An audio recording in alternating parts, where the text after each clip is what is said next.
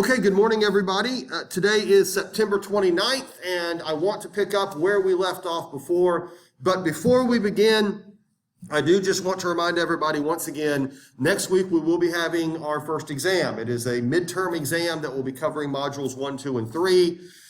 I will go over it again on Thursday, but just keep in mind you can take the exam next Tuesday or next Thursday, either day. But it is an in-class exam. This also goes for you folks at home. In the event that you are under some sort of COVID quarantine or have some other reason why coming to school would be unreasonable, we will have to arrange another proctor scenario. So get in touch with me if next Tuesday or Thursday coming to class to take an exam won't work for you. And that goes for everybody. But this is definitely happening. And the test itself, not hard, but I'll talk about it a little bit more on Thursday. Secondly, I want to remind everybody, did we talk about the movies when I was recording last time? Y'all know? Okay, we are having some extra credit options, and I am offering students extra credit if you watch a series of movies. And these are not necessarily movies that are directly connected to World Civ II. These are connected to different aspects of history, or for that matter, just designed to encourage critical thinking. And if you want to watch a movie called Quiz Show, which came out in the 1990s and it's about a crooked TV game show, or if you want to watch a movie called There Will Be Blood, which is about the oil industry about the year 1900, either one of those movies are available for extra credit. So if you're interested in that and you're watching at home, give me a call or send me an email and we'll make arrangements. But that's an extra credit option for you, and we already have students that are showing up for the lectures that are doing that. Okay, with that in mind, let's pick up where we left off. We're talking about the French Revolution. And the situation is Louis XVI is a somewhat less than competent king who is now put in a situation where France is on the verge of fiscal collapse. And he's not really the man for the job in terms of saving France from this problem. He had hired a professional accountant to fully audit the French budget, and this man came back pointing out that France would likely be defaulting on its bond debt within just a few years if serious reforms were not made. And Louis wants the nobility to start paying taxes. What he wants is to see a complete reform of the tax system. And of course, the nobility are going to push back on that. And what we've already discussed is that even though he might technically be an absolute monarch, that doesn't necessarily mean that he can just order something and it's going to happen. The nobility are wealthy. The nobility are influential. The church is tremendously influential. And none of these guys want to see the tax structure changed, of course. And so there's a bit of a stalemate and an awful lot of back and forth. Things get worse and worse. By the mid-1780s, we are seeing legitimate hunger, legitimate starvation on the streets of the major cities in France. The urban middle class, the bourgeoisie as we call them, are tightening their belts, but they're still doing okay. But the urban poor are now in very, very desperate straits. I believe I mentioned that the price of food between 1785 and 1789 went up 62%, but wages more or less stayed flat. So this is not a good situation. France has a parliament. Now, we've talked about France as an absolute monarchy and the difference between the English and the French systems, but on paper, there is a parliament in France, and it is called the Estates General.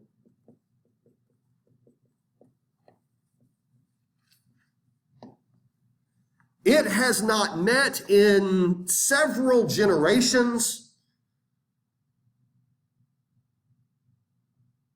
It never had any real power to begin with, yet it does exist on paper.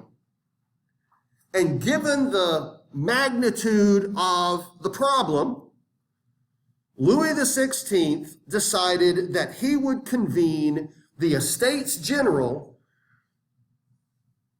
to give him the suggestion of reforming the government, reforming the tax system, and fixing this problem. And this way, he would not necessarily be the one to blame or be the one to hold the burden of making these changes that are going to make a lot of people uncomfortable. So in July of 1788, Louis declared that the Estates General would meet for the first time in well over 150 years. And the middle classes, the bourgeoisie, the educated members of the population, saw this as an opportunity to introduce a constitutional style monarchy. This was not just going to be something where we reform the taxes, make the nobility finally start paying, and that's the end of it. What they wanted to do was see the creation of a constitution, creation of a parliament that actually makes the law, creation of a king that actually enforces the law, much like what we see over in Britain. Because the Estates General had never met in anyone's living memory, they had to decide the rules from the beginning.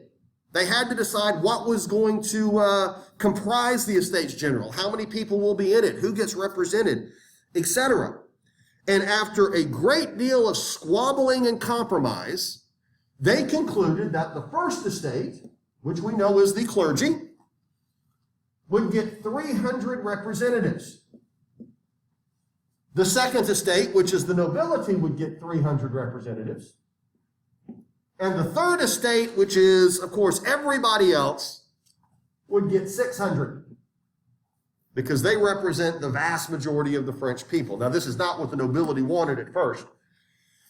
But by the summer of 1788, we're actually starting to see demonstrations in some cities against the high tax rates and against the system that seems to be giving the nobility and the clergy all of the privileges. And so they back down, the nobility that is, and here we go. Now we have a long process of selecting the actual people that are in it. No cell phones, please. Got to turn that off. Okay, back to it.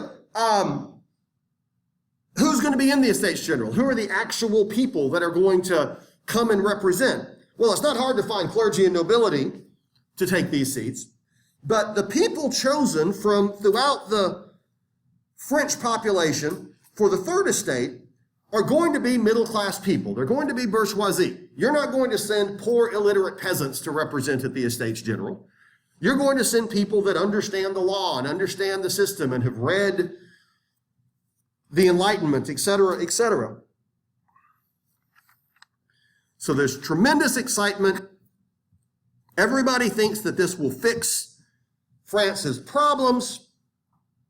And in May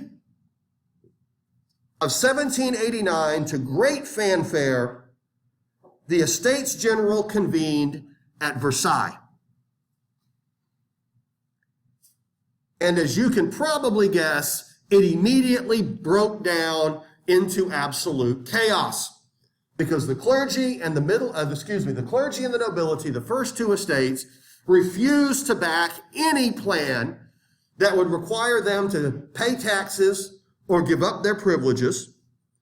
And the third estate insisted that they will back no reforms that didn't include the nobility and the clergy finally having to pay taxes and play by the same rules. Plus, the third estate started demanding a constitution. They started demanding a monarchy and a new government similar to what we would have seen over in England.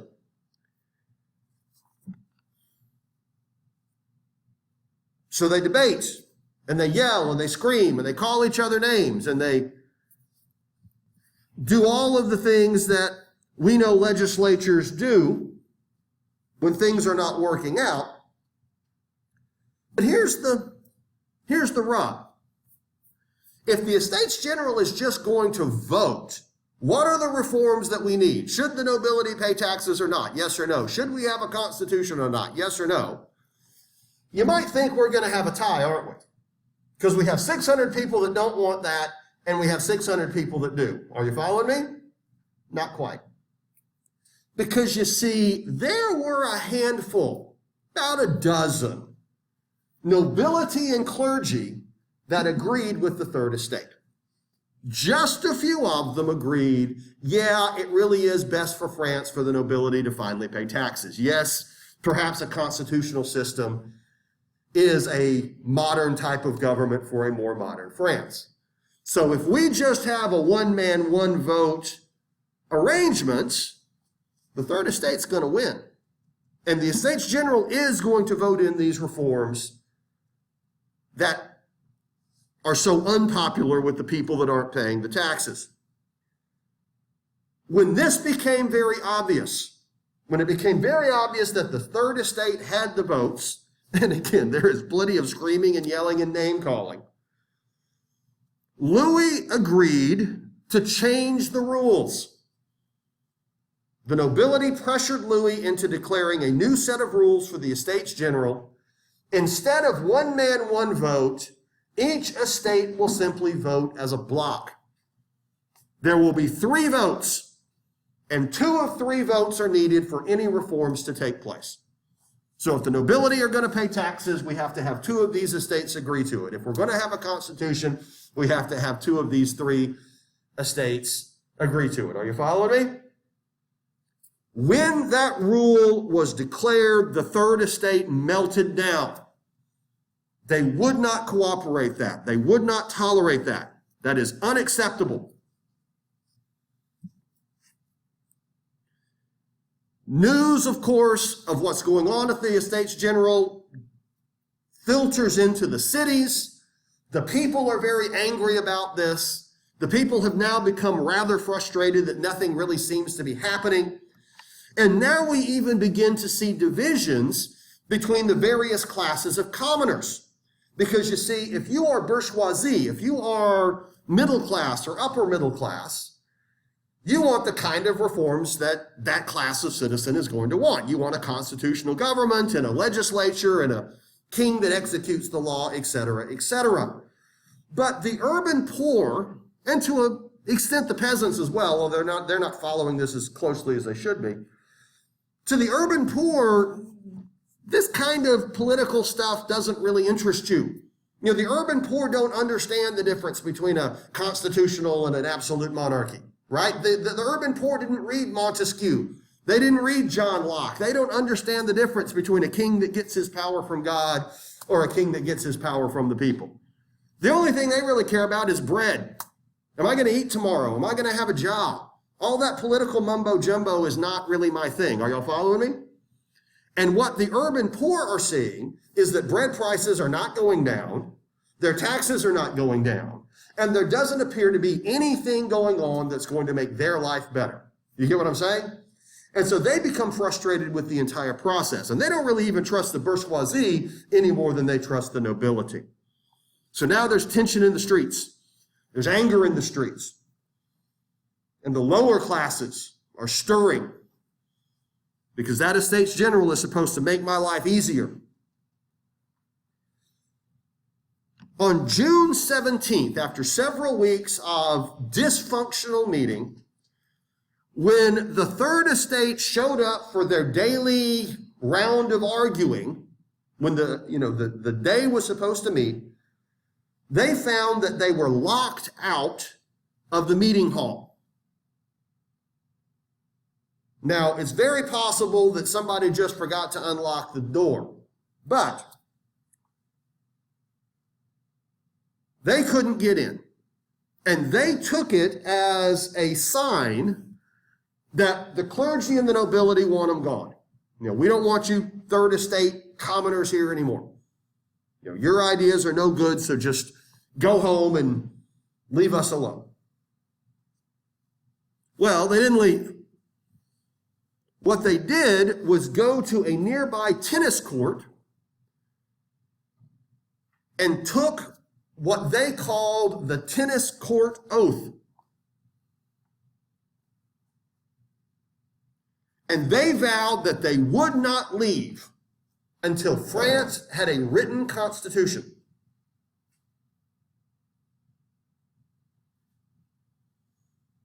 They also declared that they are no longer the Third Estate. They are the National Assembly. the real parliament for the people of France.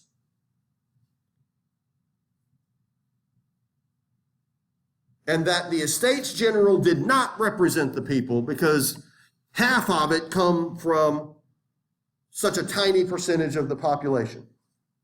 So they refused to be considered the Third Estate anymore. We are the National Assembly. Now, I'll let you know, over the course of the next several years, the name of the Parliament of France will change its name several times. It will change several times. So we're always going to call them the National Assembly, even though that may not technically be the case from one year to the next. Now it is chaos.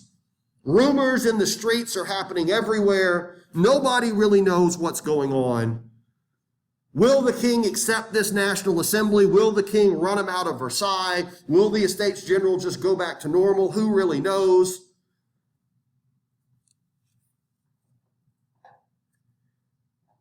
In Paris,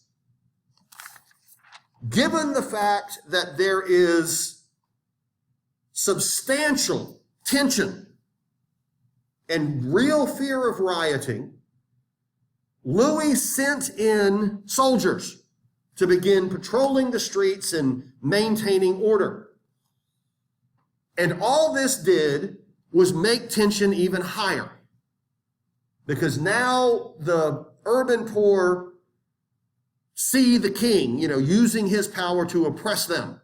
The minute we start giving our opinion, he sends in soldiers to stamp us back down. And so this angered people even more. But it was a logical move. If you're the king and you're worried about rioting, you're going to send in the troops, right? But the people in the street didn't see it that way.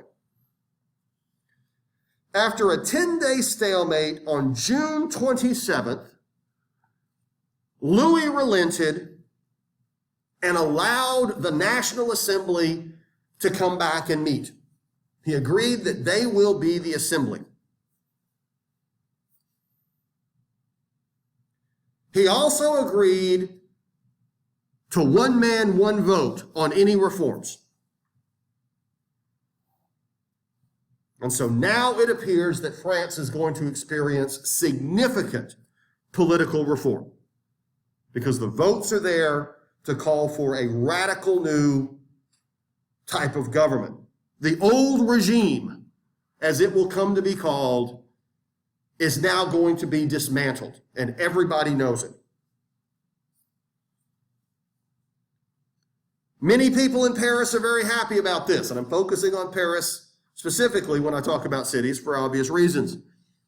The middle classes, the upper classes, the educated people see a constitutional government is now going to be created. We're going to have a monarchy much like they have in Britain, which seems to be working very well for them. But bread prices don't go down.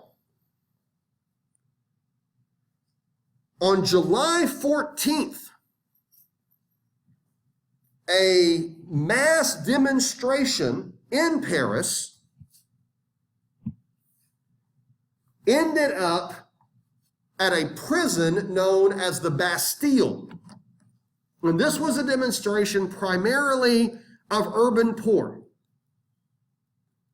These were the lower classes that were marching in the streets, and they were not happy. They want the National Assembly and the king to listen to them, and it doesn't seem to be happening as far as they're concerned.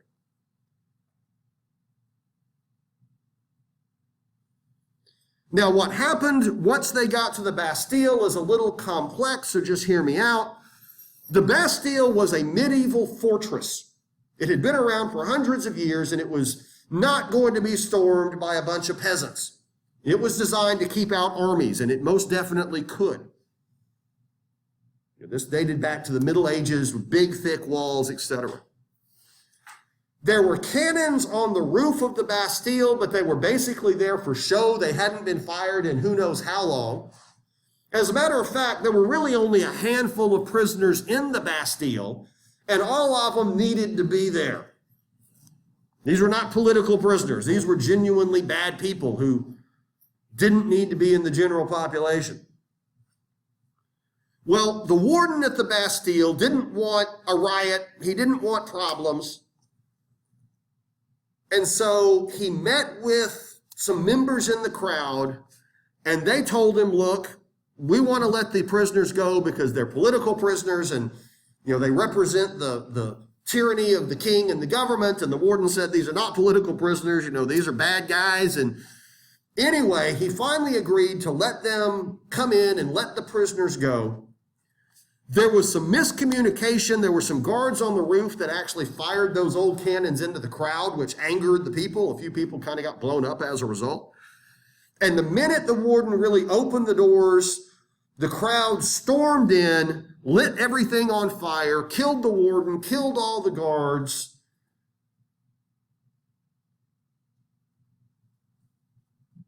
And the storming of the Bastille became seen as the beginning moment of the real French Revolution.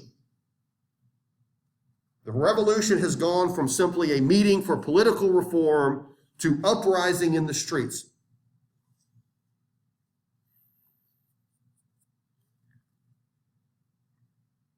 All across the countryside now, peasants who are angry about the unfair rules they've had to live by start defying them. They start storming manor houses of nobility. They start going into forests and cutting down the trees that they want. They start refusing to pay taxes and refusing to play by all of those special rules, like having to grind their grain at the nobleman's mill and stuff like that.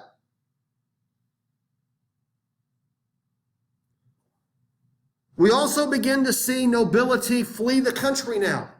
Versailles starts clearing out. The nobility is getting out of Dodge because they're worried. If these guys can storm the Bastille and kill the soldiers, we know what they'll do to us.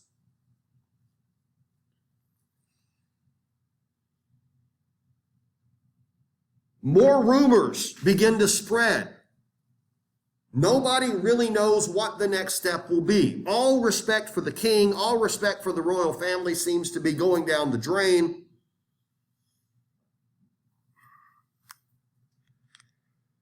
After the Bastille was stormed, the story goes, Louis asked the guy, so you're saying that there's a revolt? And the man said, no, your majesty, what I'm saying is there has begun a revolution. These people fleeing, let me find a good map here. I guess we'll have to go to this one.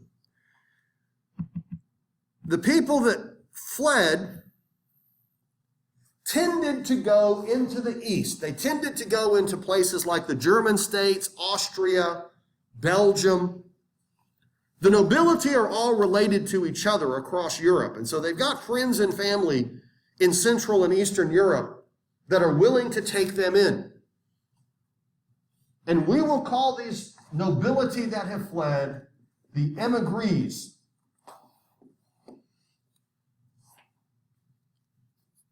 And they have lost all respect for Louis as well, of course, because he wasn't able to hold it together or show any real leadership. And they want the military to, step in to suppress all of this revolt stuff, shut down the Estates General, and bring the old regime back to order. But we're not done yet. On August 4th, the National Assembly voted to dismantle all aspects of the old regime.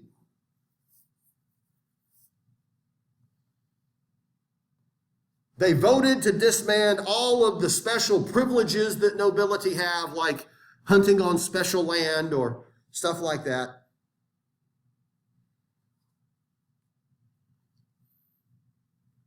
There were rules that enabled the nobility to demand labor from the people living in their region. So if I have a big old manor house and a big estate, I can demand you peasants show up and work on it from time to time, and you have to do it, stuff like that. They also declared equality under law, and the nobility now have to pay taxes. The nobility now have to pay taxes.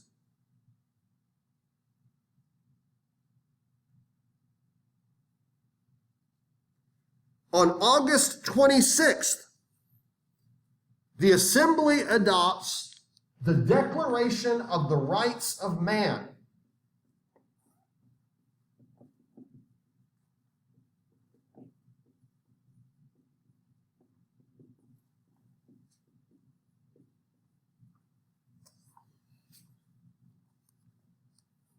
Designed to be a founding document for this new French government, it declares freedom of speech, freedom of the press, freedom of religion. It declares equality under law.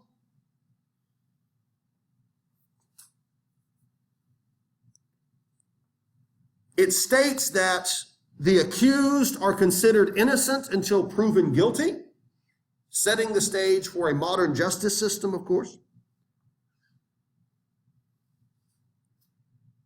And that government gets its power from the people, meaning the king serves because the people let him serve. He doesn't get his power from God. So far, so good, right? I mean, we've seen some violence here, and a few people have been killed, but overall, we're still keeping it peaceful.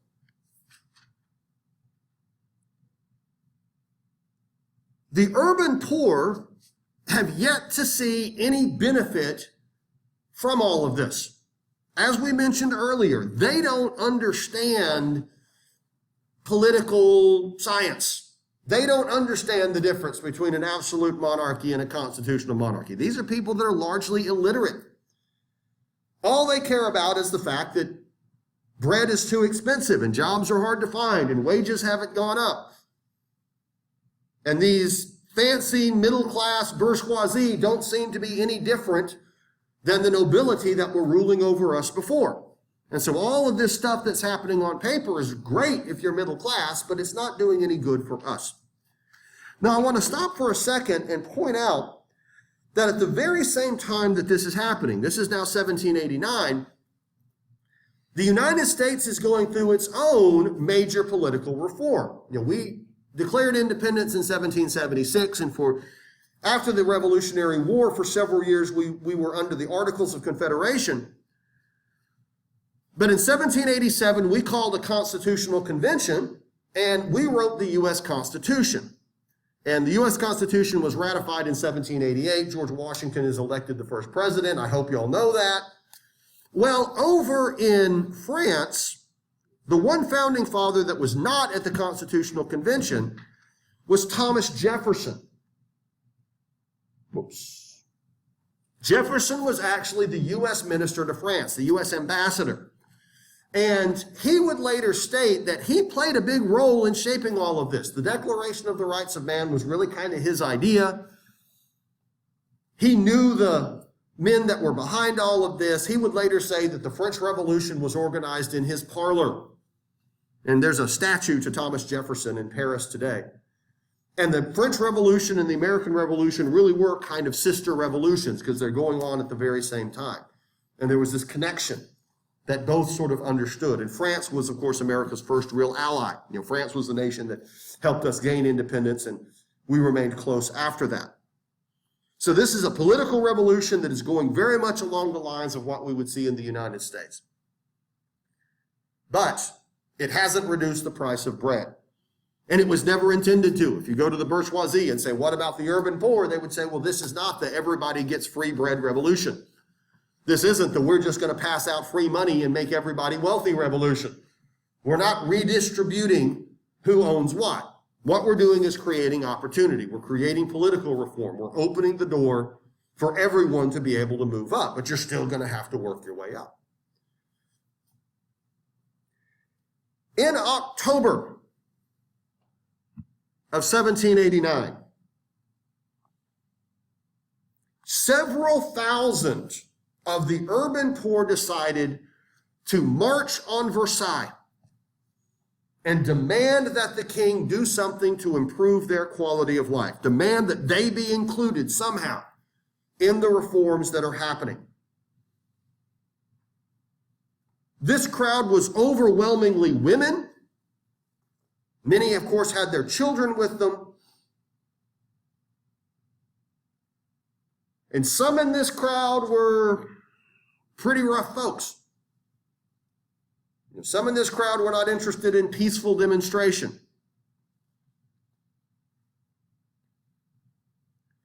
When they got to Versailles, they almost stormed the palace the same way they did the Bastille. And Louis and his family, who are now basically alone in the palace, the nobility and all that, the entourage and the huge system where there's thousands of servants and all of this, that's largely gone now. So he's very much by himself. He doesn't really know what to do because, of course, if he tells the guards, fire on the crowd, open the cannons, that's going to make him look pretty horrible because these are a bunch of poor women. They've got their children. He can pretty much guarantee that Versailles will be stormed if he decides to do something like that. But at the same time, you can't negotiate with an angry mob. That's one of those rules that everybody needs to understand. Angry mobs don't negotiate. So what do? Well, at one point, some bad folks actually got into the palace. They broke a lot of stuff, did a lot of damage. The royal family had to hide. It all ultimately ended up working out. A great hero, one of America's founding fathers and a hero of the revolution as well over in France, the Marquis de Lafayette, stood before the crowd and convinced them that the king wasn't such a bad guy, and that pacified them to a certain extent. But after that, the crowd insisted that the king and the royal family go back to Paris. He was no longer going to stay at Versailles. He has to go back to Paris with them. And now all reforms, all government activity must take place where the people are. None of it can happen at Versailles anymore. You're going to rule the people where the people are. And on that note, I want to have a brief discussion of another one of the key players of the revolution, of course, and that is the Queen. Where is she? She's here somewhere. There we go. Louis was married to the daughter of the Austrian Empress, Maria Theresa. We mentioned her before. She became empress in 1740, and the Prussians invaded because they concluded that a woman can't really rule, and she turned out she could. Well, her daughter is Maria Antonia, but the French called her Marie Antoinette. They made her name French.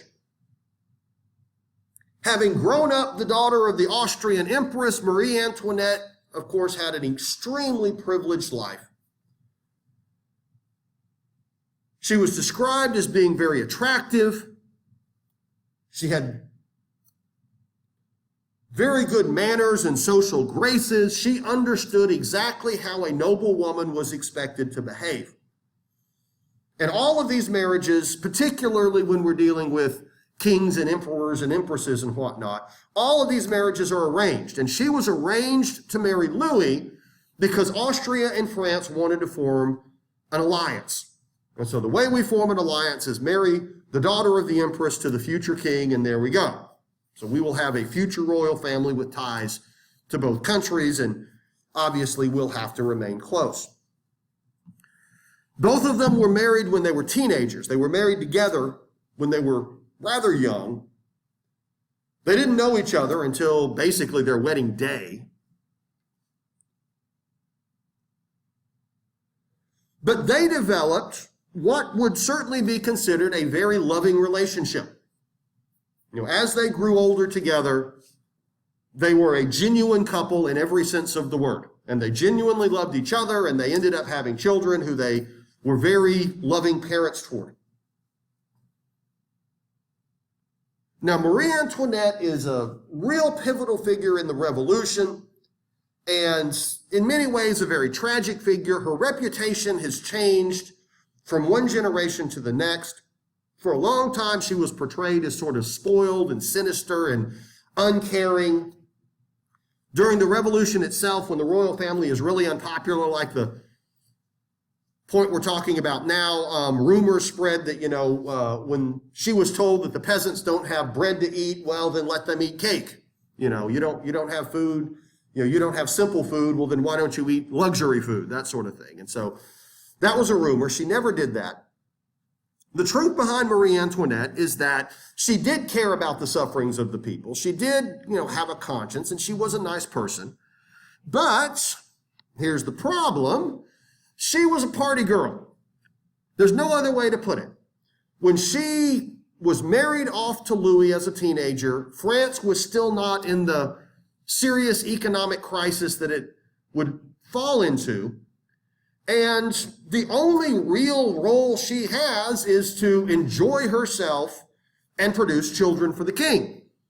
And since she eventually had children for the king, the future king of France, or that would be the idea, he would later die in prison, but the whole point is that she's supposed to just enjoy herself.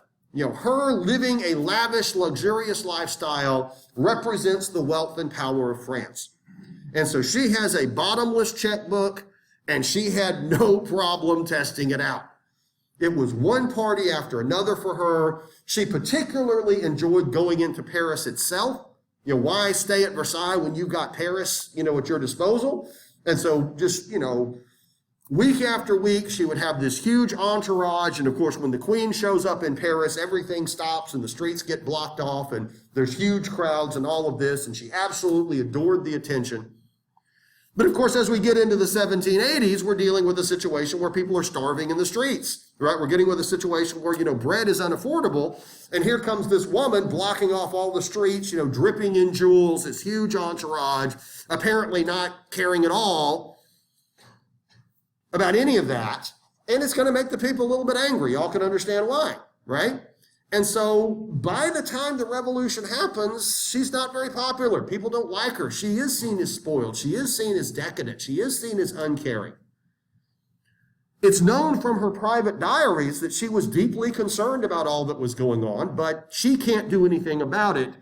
And she didn't seem to have the maturity to understand that when you show up in Paris, again, drenched in all of these fineries, people are not going to think well of you.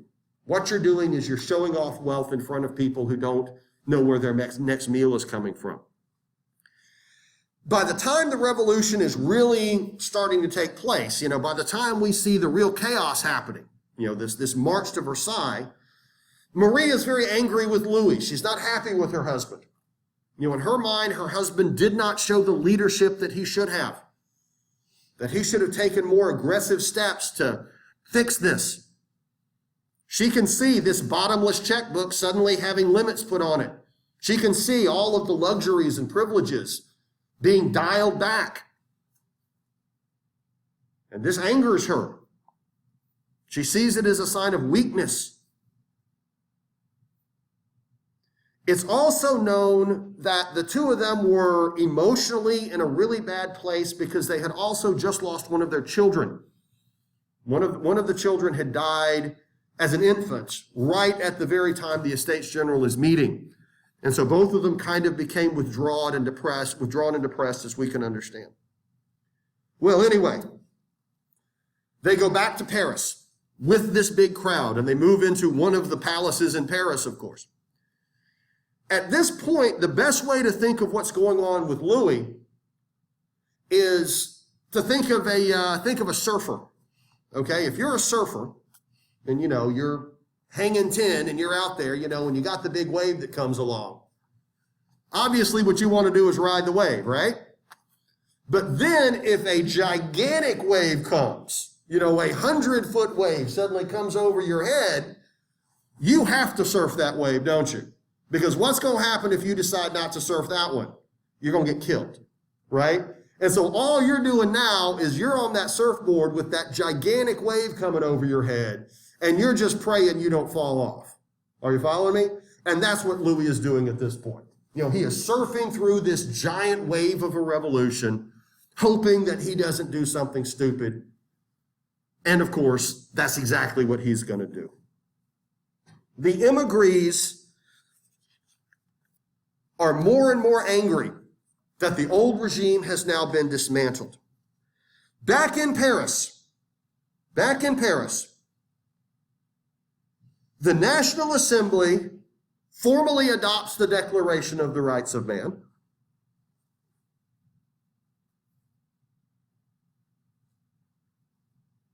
It formally subdues the church. Not only do we now have freedom of religion, but the tithe is now voluntary. Nobody is forced to pay 10% to the church. Clergy will simply become state employees.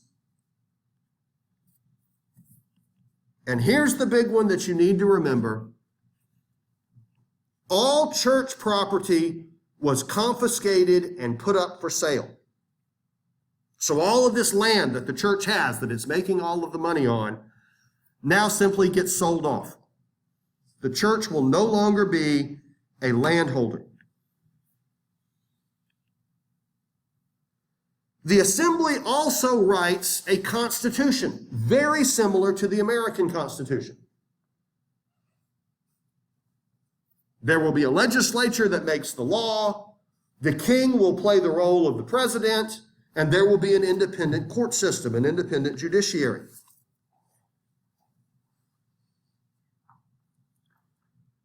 Louis accepts it. He doesn't have a choice, of course, but Louis publicly accepts this new constitution and an end to the old regime. There's even a big parade where he puts on the revolutionary colors and crowds show up and cheer him on. The new revolutionary colors are, of course, red, white, and blue.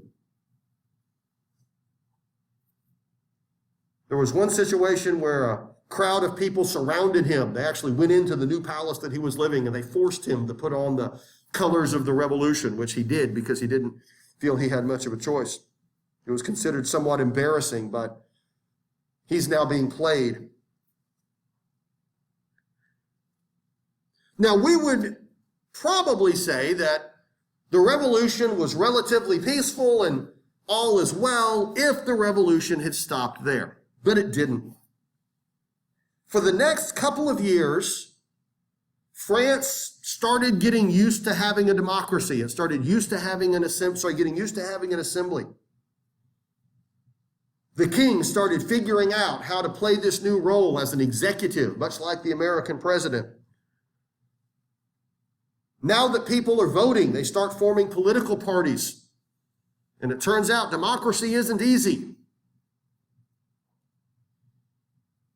Big questions like who actually should get to vote start popping up. This was a time where leaders are embracing democracy, but they're not embracing the idea of universal suffrage.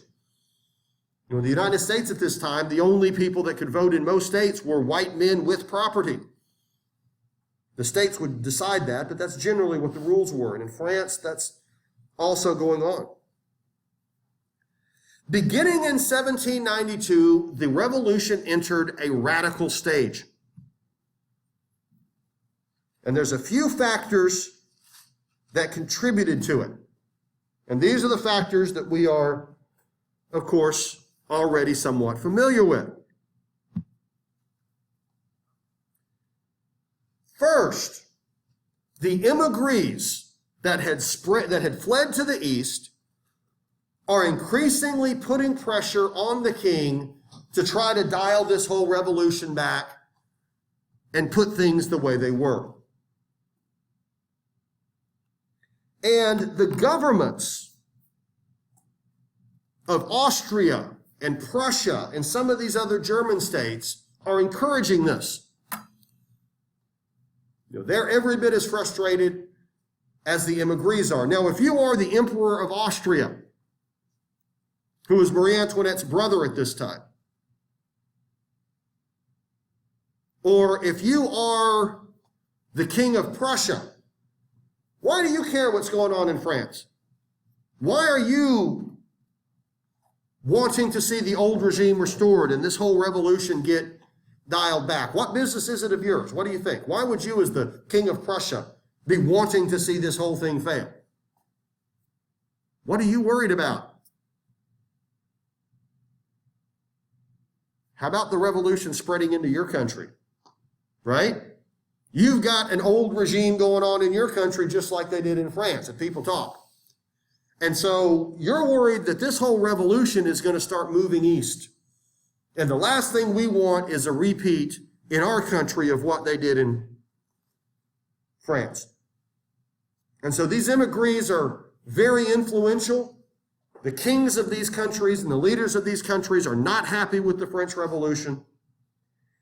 And there are tremendous rumors going around that when it really gets down to it, King Louis is their ally.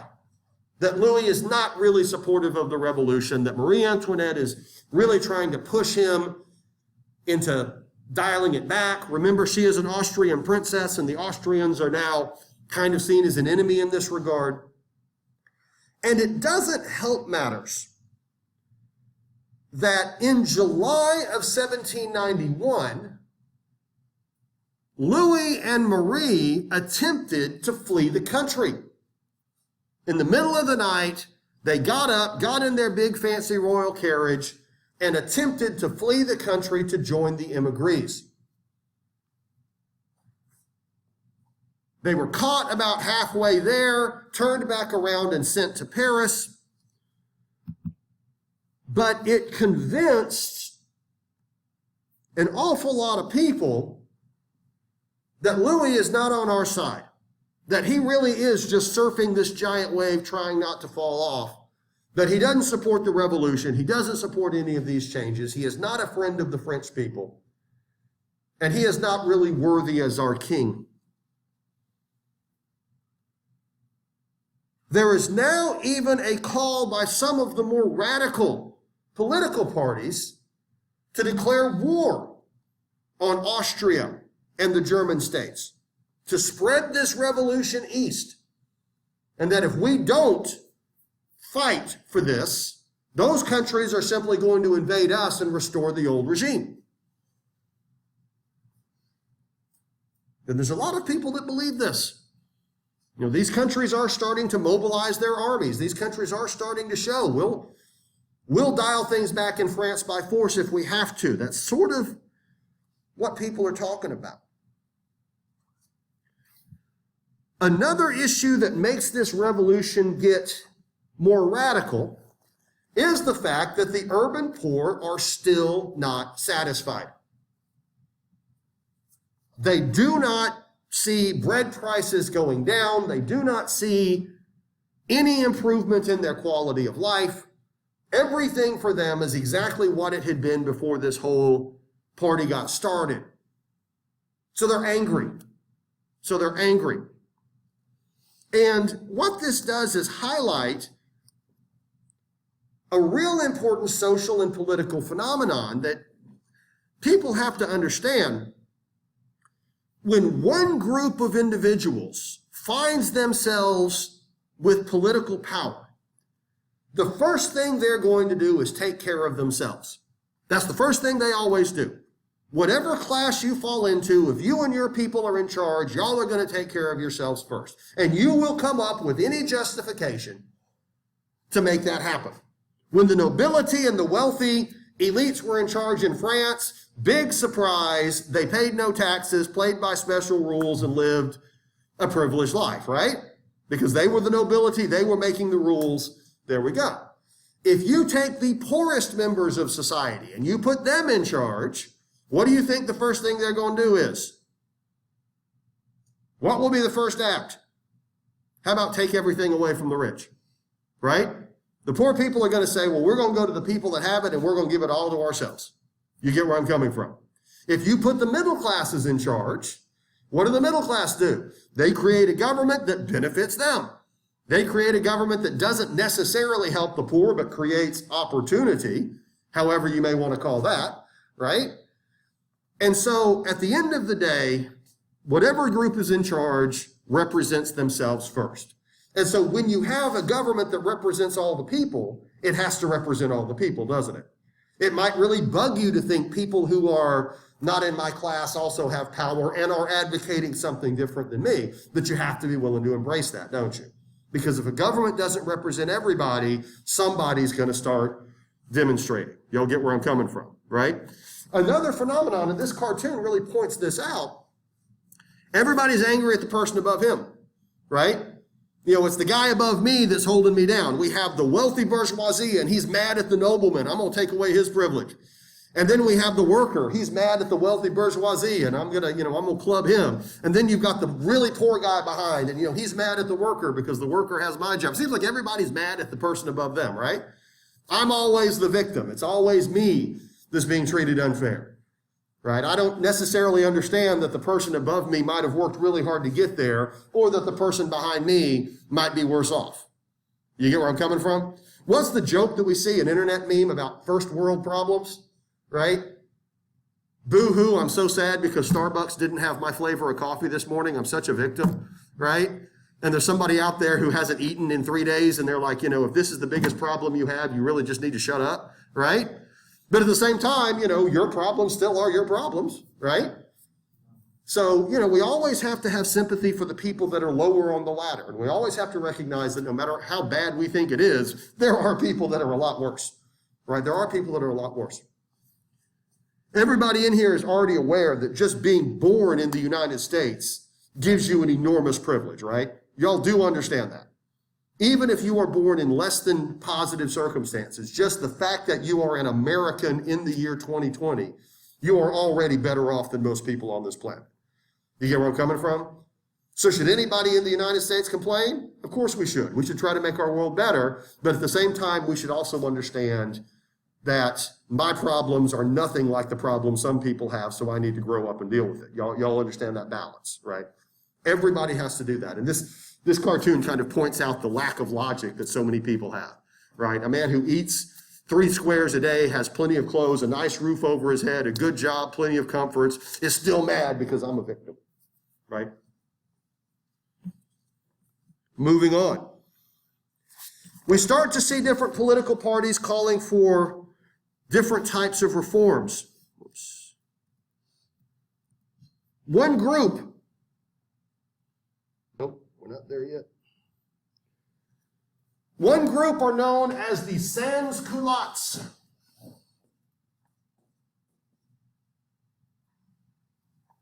One group are the sans-culottes.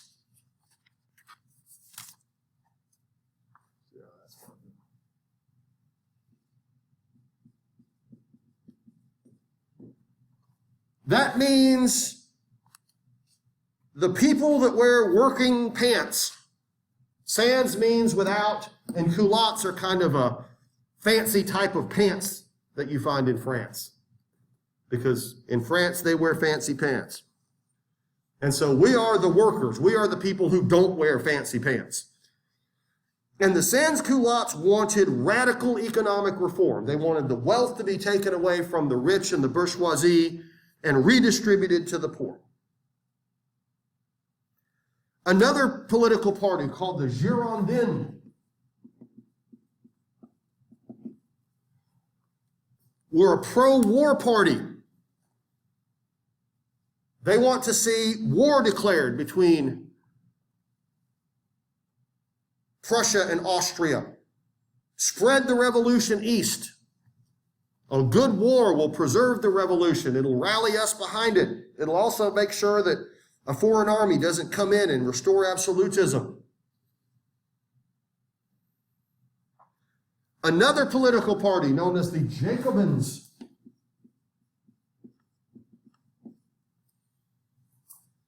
call for not just radical wealth redistribution and war, but also a radical adherence to logic and reason.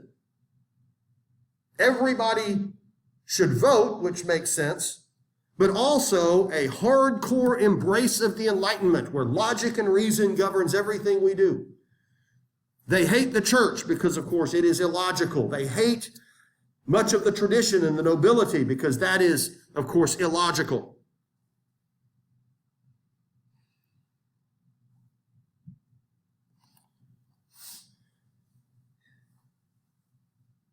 In April of 1792, with the Girondins and the Jacobins holding a significant amount of political influence, and Prussia and Austria now mobilizing their armies on the French border, France declared war on both of those countries. Well, here's different representations of the new political parties. Immediately,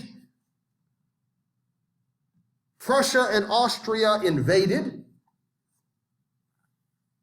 All respect for the king has basically been lost at this point. As you can probably guess, the French government was in disarray. The French military was in disarray.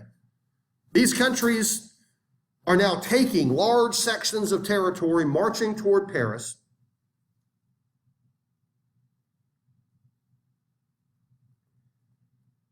In July, the King of Prussia sent an open letter to the French people.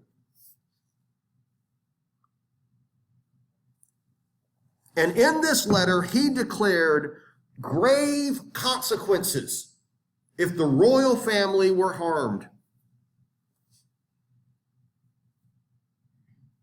And to the people in Paris, that was kind of challenge accepted. Not only is he effectively declaring that he is an ally of King Louis by doing that, this is insulting to the French people. He is confirming what many of these radicals have said all along, and that is the Prussians and the Austrians are going to restore the old regime.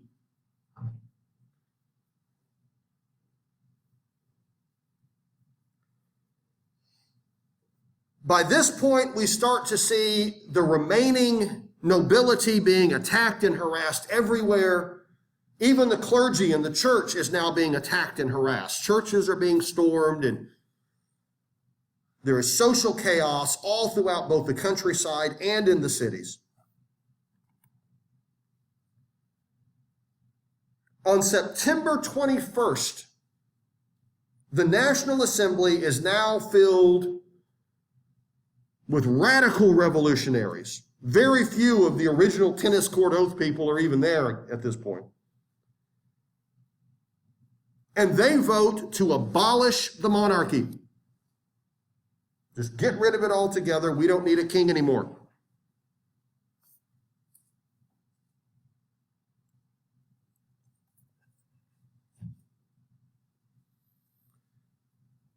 Now what do we do with him?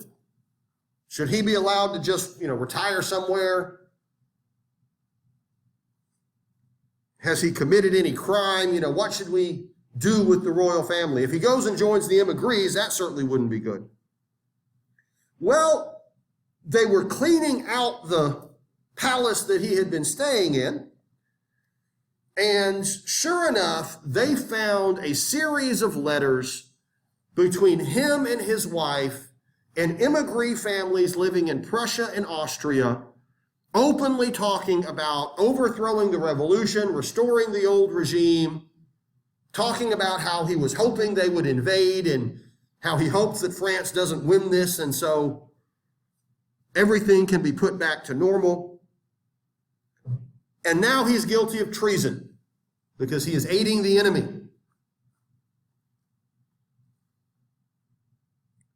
So in December of 1792, Louis was put on trial for treason.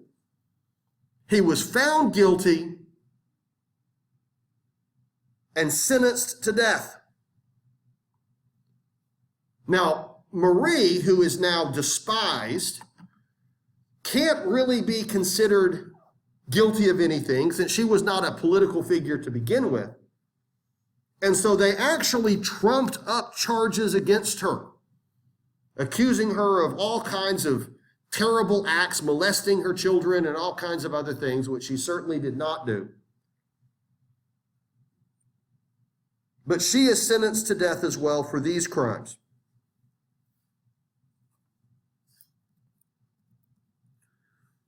So in January of 1793, Louis was brought to a guillotine and executed in front of a giant crowd, all cheering it on.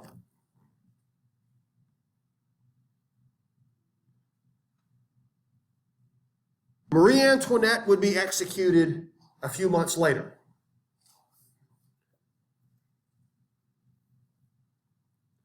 Now, very quickly, We mentioned earlier, I believe, when we were talking about Charles I in England, when the English cut his head off, how they used a big battle axe, right? Y'all remember that? You know, an English executioner would just be some big guy that they hired, and they would make the condemned person lie flat, and then they would just take an axe and whap his head off. This didn't work nearly as well as you might think. Frequently, he would miss. It would take several blows. It was a pretty gruesome affair. Everybody in here knows what a guillotine is. Everybody in here knows what a guillotine is. This was actually invented as a result of the Enlightenment. You know, a French physician saw how executions with swords and axes frequently did not work out as well as people would want. I mean, I guess they're successful. The guy ends up dead, but it's a pretty nasty affair. And so he hired a clockmaker to help him design a head chopping off machine. You know, a way to cut someone's head off clean, works every time, and that's what a guillotine is. It is logic, it is reason, right? You know, you put your head in the hole, they drop the blade and whap. Your head falls into a basket. The person is guaranteed to be dead, and you're guaranteed not to miss. Louis was one of the first victims of the guillotine. It had only been used a few times before him, and of course it was remarkably successful. And so after this, they are going to use the guillotine to execute people in France all the way up until the modern era. Who knows, who wants to guess when the last man was guillotined in France? It was 1977, so you're close. Yeah, the last actual guillotining in France took place in 1977. And then after that, they abolished the death penalty, and France hasn't used it since. And guillotines have been used by other countries as well for executions. The Germans, for example, used guillotines as well for a long time after the French adopted it. And the reason is because if you're wanting to kill someone, this is about as effective as any, right? It's going to work. There's just there's no mistake. Blade drops, head comes off, lights out, you're dead. Anyway, at this point, the revolution is going to enter its most radical stage, which we will simply call the Reign of Terror. And we will discuss that on Thursday because I've got to get this uploaded. So does anybody have any questions? Anything at all? All right, everyone. I will talk to you later. And once again, just start studying for that test. Take care.